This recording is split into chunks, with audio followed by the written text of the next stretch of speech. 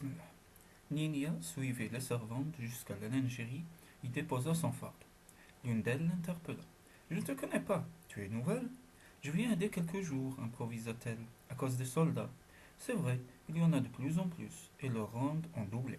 Quel est donc le trésor qui mérite une telle surveillance? Interrogea l'adolescente d'un air candide. La lingère hésita quelques instants, comme si elle se demandait si Nina était digne de confiance, mais son goût du bavardage fut plus fort que sa méfiance. La fille du seigneur Libro est cloîtrée dans ses appartements, murmura-t-elle, et interdiction nous est faite d'y pénétrer par dame Carnel. Tu as bien fait de me prévenir, ça m'ennuierait de me faire renvoyer pour une telle maladresse. Quel endroit du château dois-je éviter? Toute contente de l'intérêt de Nina pour sa conversation, la domestique expliqua en détail le chemin des appartements de Clotilde. Quelques minutes plus tard, Nina ouvrait la porte interdite et se glissait dans une pièce sombre. À peine ses yeux avaient-ils eu le temps de s'habituer à la pénombre d'une vieille femme vêtue de noir surgit devant elle. Que fais-tu là, souillon? Nina se figea. Une nécromante par les diables poilus, allez, Mlana. Il ne manquait plus que ça. Damoiselle Clotilde était surveillée par une sorcière de Castelombre. C'était donc la dame Carnel, citée tout à l'heure. Alors, Souillon, tu réponds. Que fais-tu là? Et toi, vieille mégère, tu n'es donc pas en train de te vautrer dans l'ombre du malin? Allez, répondit l'adolescente du tac au tac. Puis, sans demander, sans reste, Nina bondit vers la porte et s'enfuit dans le vestibule, sidérée par ce comportement effronté. La dame noire s'élança derrière elle avec un peu de retard, juste à temps pour apercevoir un morceau de robe disparaître à la croisée de deux couloirs. Zwing! Un bruit étrange résonna soudain entre les murs du château.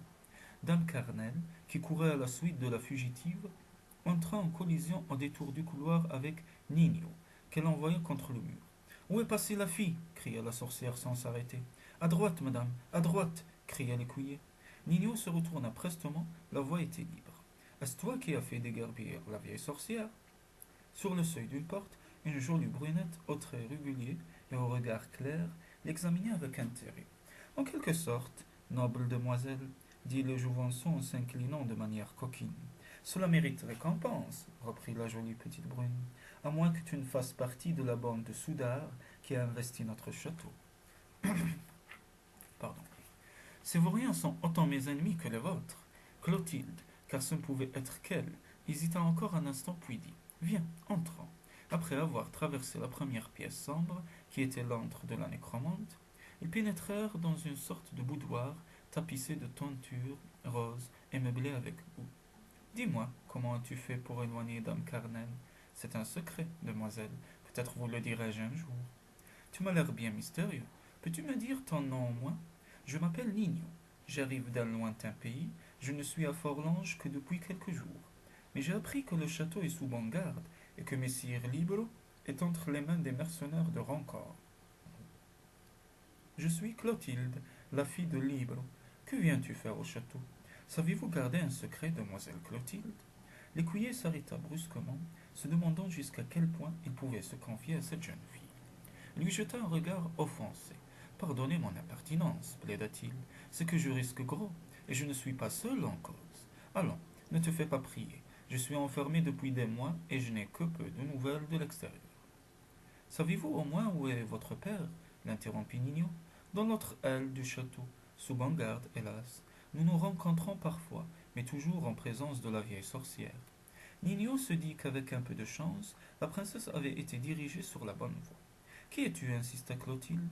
Eh bien, j'accompagne la princesse Lumina. Je suis son écuyer. Lumina. Elle n'est donc pas morte? Elle était bien vivante il y a une demi-heure à peine. Le moment de stupéfaction passé, Clotilde, les yeux brillants d'espoir, se reprit. Ainsi Lumina est à Forlange. Non seulement elle est en ville, mais elle est entrée au château en même temps que moi, déguisée en servante.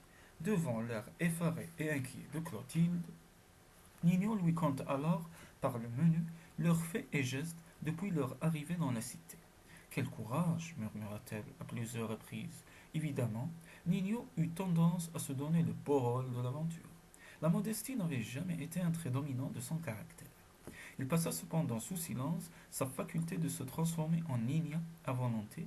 Il était encore trop tôt pour confier à la belle qu'il était métamorphe. Comme le récit s'achevait, Clotilde conclut. N'avais-je point parlé de récompense tout à l'heure? En effet, demoiselle. Le garçon bomba le torse et lança avec une assurance feinte. Et que puis-je espérer pour vous avoir débarrassé de la vieille sorcière? Un baiser ne serait pas trop demandé, fit Clotilde rougissant tout à coup. Je te trouve hardi pour un écuyer, et cette audace me plaît, ajouta la jeune fille avant de se pencher pour l'embrasser légèrement.